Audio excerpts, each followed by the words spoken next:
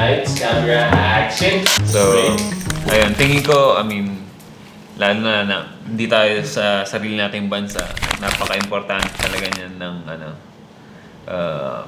physically and mentally na okay tayo. Kasi lalo na isa-support nga na malayo tayo sa mga family natin. Alam mo yun, minsan mahirap maglabas ng emotion eh. Like wala kang makausap, wala kang pagsabihan. Di ba kahit may kilala kang Pinoy, di mo naman masasabi yung buhay mo dun eh. Like yung mga problema mo eh. So,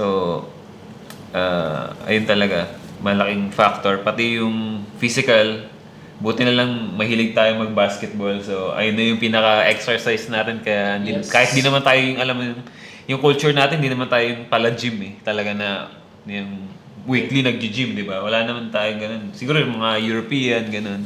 Tapos yung yung sa insurance dito, health insurance, tingin ko best. Isa sa best sa buong mundo. Yes. Like dito minsan, wala ka nang babayaran eh.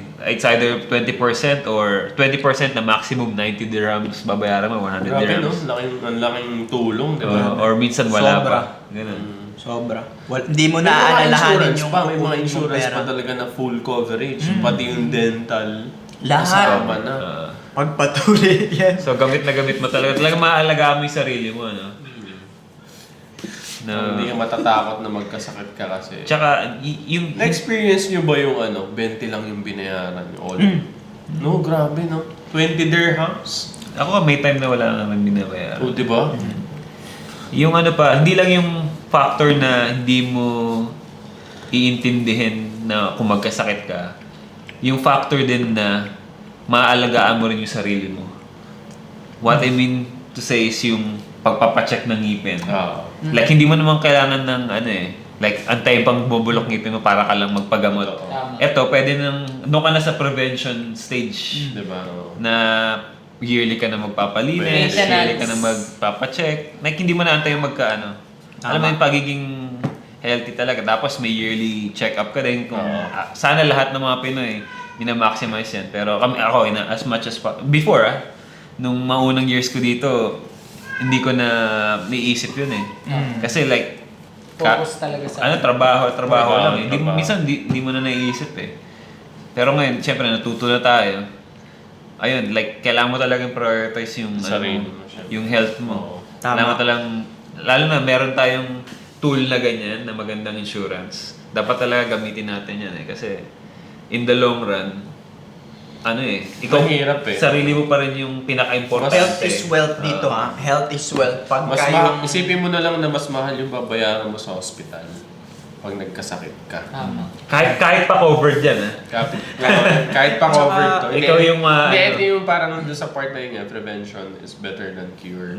Diba? Na sinasabi nila. Kasi normally, tayong mga Pinoy, ano lang yan. Diba? Ano mo yun? Kaso lang yan, wala na yan. Tay-tay lang yan. Oo, alam mo yung ganun tayo. And then, kasi hindi mo alam Pag lumala na sa yung mga nga dito, pre, yung, di ba kunyari, sa basketball may natapilok. Ay, oo, bro. Iindahin lang yan eh. Kahit nandito na yung sa Dubai, kahit covered yan, iindahin lang eh. Eto, tama. May Pero dapat share ako. talaga pinupush na ipacheck mo yan, alam mo yun, para mas maayos yung Mas paggaling. maayos. True. Eto, may share ako. Kaya, health is wealth talaga for me. Nothing else above all.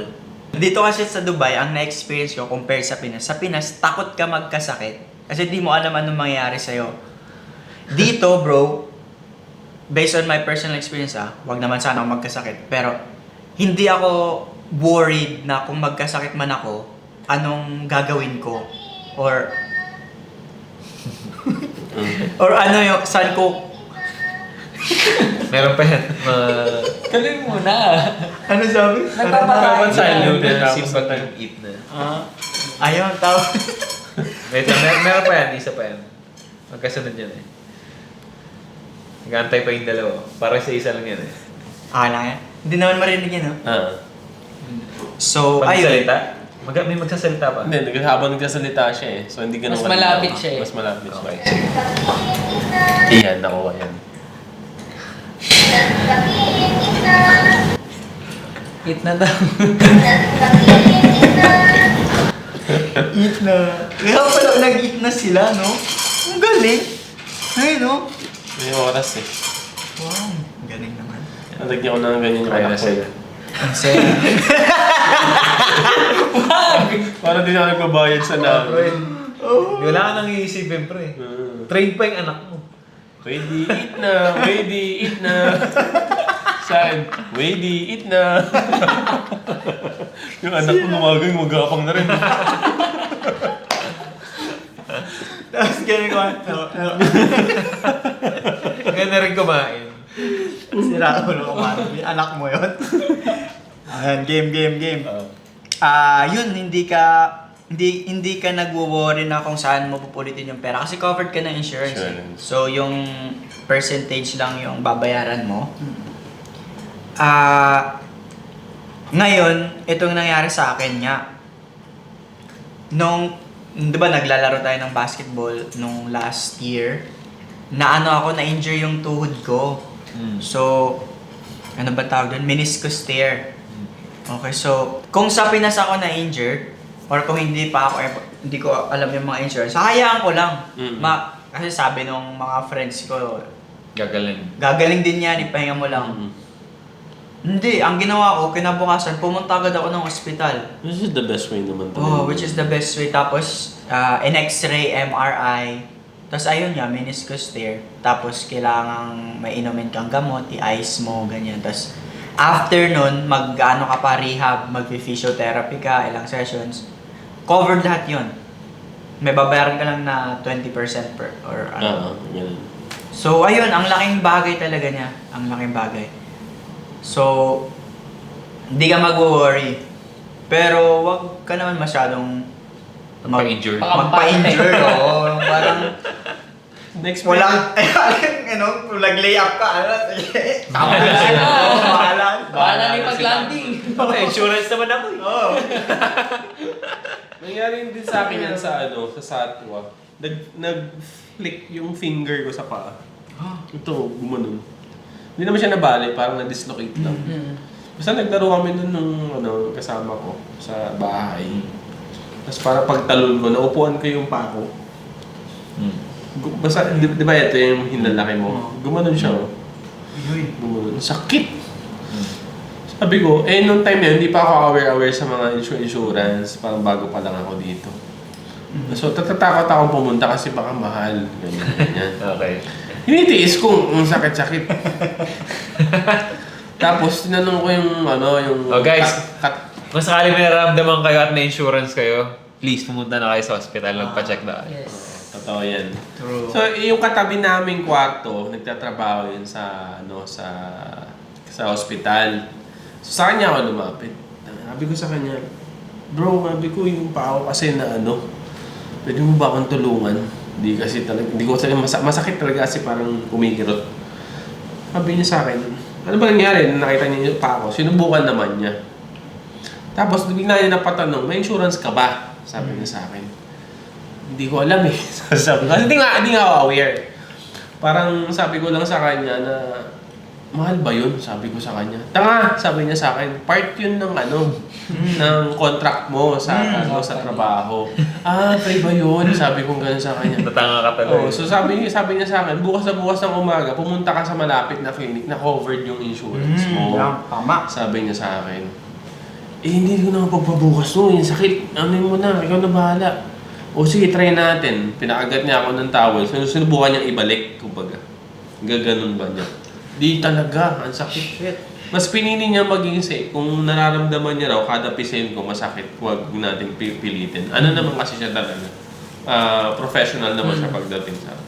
So yun yung mas in-advise niya sa akin. Punta ka bukas sa clinic, doon ka magpatingin. Tapos yun, kinater naman ako nung inassist naman ako dun sa pinuntahan kong Aster yun eh, hindi ko nakakalimutan. Kung natatandaan ko, binigay ko lang yung Emirates ID ko. Ganun lang. And then from there, nakita na nila na covered ako. Insured ka. System. So, ayun, ayos naman, parang in-offeran ako ng dalawang option eh. Yung isa, masakit, pero mabilis lang. Pero titiisin mo yung sakit. Yung isa naman, mahabang proseso kasi talagang obserbahan ka, ganyan. bubuksan. Parang gano'n, matagal. Buksan. So sabi niya sa akin, gusto mo yung masakit, pero mabilis lang. Okay. Sabi ko, siyempre yung masakit na, extra mo, ang tagal pa nun, nararamdaman ko, hindi ako nakatulog buong gabi. So ginawa niya yung gano'n. Sinisnap niya lang pabalik. ako. Parang dalawang beses lang, okay na eh. Tapos ito, binigyan niya ako ng reseta, na yun yung pinakita ko doon sa clinic. Sabi niya, punta ka doon, kunin mo yung gamot. Kinuha yung gamot, walang bayad. Walang bayad yun. So, Pag kukuha mo, madali ka pa. Parang hindi ka na magbayad. Baka sige, baka nakalimutan lang eh. Nakalimutan lang singilin. Nakalimutan singilin. Ganun pa yung mata mo So, yun yung parang exit. parang yun yung pinaka very first moment ko na na-utilize ko yung insurance ko. Tama. So, the Good best. job. Okay din talaga pala. Tama. So, simula nun, lagi ko nung pinipila yung daliri. Medyo talaga, effective. Sobra as So ayun guys, so ulitin namin, kung may insurance kayo, check nyo, pagamot nyo na yan at likely maliit lang naman babayaran nyo. So, go! Huwag yan ang antayin sa kayo makatulog. Pero sa mga walang insurance or sa mga nag-start pa lang dito sa Dubai, pag wala pa kayong insurance, iwasan nyo talaga magkasakit kasi sobrang hirap at mahal talaga. Kasi lalo na kung bago-bago pa lang dito sa Dubai, as in mahal talaga kasi na-experience nung asawa nung sister ko na nagkasakit agad. Tapos dahil sa change ng weather, gano'n. Tapos no choice, kailangan magpa-check up. Mahal talaga. Bayad talaga. As in mahal. Kaya kailangan ingatan talaga natin yung health natin kahit anong mangyari. Totoo yun. True. Alright. Akin naman ang advice ko dun sa mga walang insurance na turista, na nagtuturist pa lang, nakaturista pa lang dito sa Pilipinas. Don't Kasi Dubai ka na. Sa Dubai na ako pala. Don't engage doon sa mga physical game, lalo na pag wala ka pa talagang insurance. For safety reasons, kasi kung nagkaroon ng aberya, napilayan ka, wala kang insurance. Tama. Mahirap. Malaking gastos. True. Or kung di mapigilan, or kung passion mo talagang maglaro. Okay lang naman yun. Dahan-dahan lang ako, Oo. dahan-dahan lang. Huwag yung layup na Baka wala lahat, di ba? Hinahingi. Hanggat doon ka lang sa labas ng court, doon ka tumira. Huwag ka ma-engage. And lastly, yun, sa misis ko, malaking factor din yun sa mga buntis. May maternity coverage yan. Yeah. Tama. Ang laki ng, ang laki. As in, parang nasa kulang-kulang 150,000 sa peso. Then, Wow. yung na-cover sa amin. So, wala kami masyadong binayaran. Kasi nga covered ng insurance. Kaya nga bukas, huwag muntisin ko ulit si Mrs. eh. Pero ang alam ko bro, yung sa tourist visa, may travel insurance yun, di ba? Travel insurance. Travel insurance. Pero, During the flight yun. Oo. Di ba during the stay? Hindi, alam ko hindi. Pag January naputulan ng pakpak ata yung aeroplano. Oo, yun yung ganun. For emergency yun. Hello.